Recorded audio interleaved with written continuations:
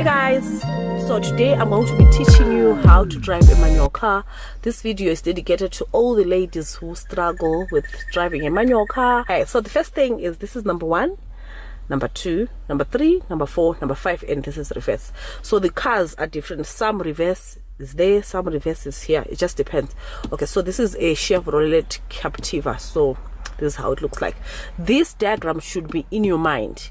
You must be able to change these gears even if there's a curtain here. Okay, so let's go. Oh, I'm going to demonstrate how to put them gears. So we said number 1 is far on your left. So there we go. This is number 1. Okay, this is number 1. It's far. You see, you go to the last, then number 1. Then you come back. This is number 2. Okay, then you come back. This is number 3. Then you come back. This is number 4. Here, this is number 5. You can see. Then here, last, you push it to the last. This is reverse. Okay, we are back in neutral. So here is the neutral place. This is neutral. Okay. So, for you to start the car, I'm going to explain the gears before we do this, because the person who taught me how to drive never said anything. He'll just say number 1, number 2, number 3. Then I would wonder, why do I have to change the gears? Okay, so I'm going to explain to you.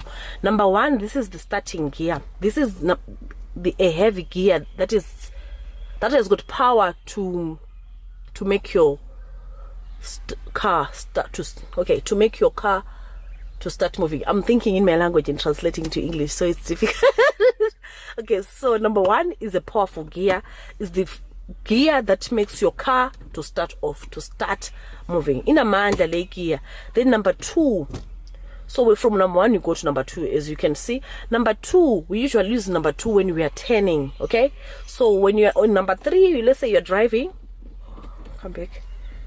Okay, let's say you are driving and you are in number 3. When you are turning, you come back to number 2. Okay, then number 3 is a gear that I usually use when we are going up the hill. You understand me? So when, let's say we are driving, we are in number 5 traveling gear. Then we see a mountain, we come back to number 4. Then if my car doesn't have power, I come back to number 3. So in most cases, if it's a small mountain, you just go up. But if the mountain is very, very high, sometimes you come back to number 2. You have to come back to number 2 so that your car gains more power. If your car, then that will be a very big mountain. Then you have to come back to number 1. I think I've explained this. So number 1 and number 2, they are the gears that makes your car to move.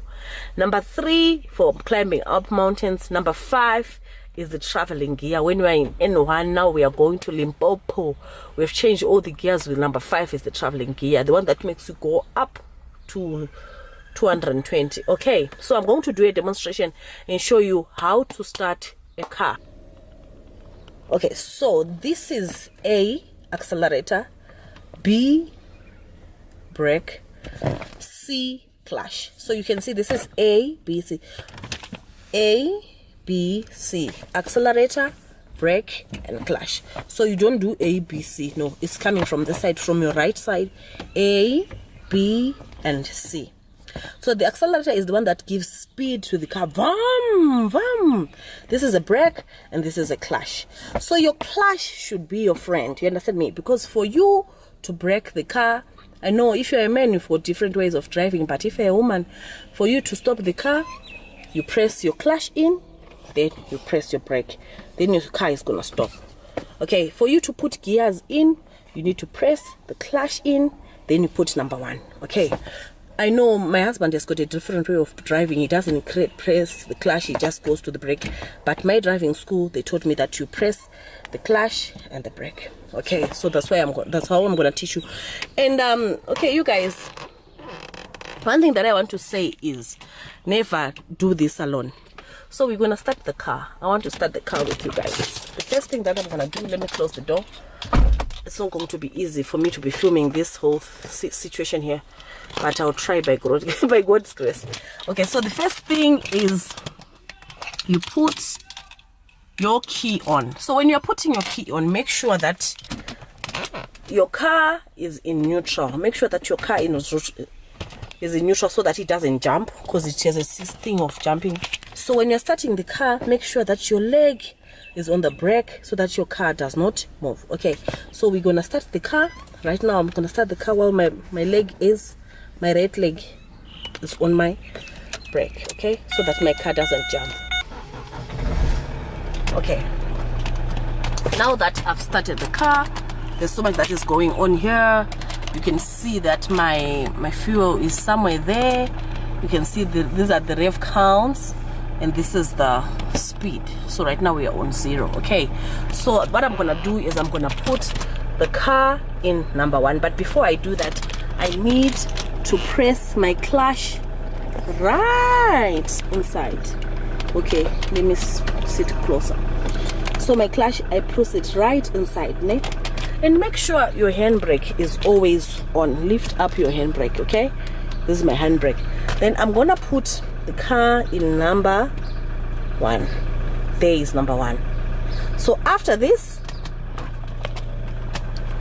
I put my handbrake down with my leg on my brake.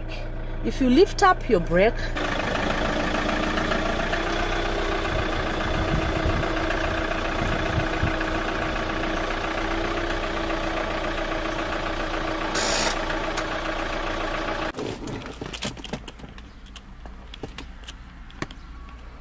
okay, so I'm going to try to film the part 2 because it's not easy for me to be filming while I'm alone, but this is the basics. All you have to do is, right now I park the car, it's supposed to be in, this is neutral, okay.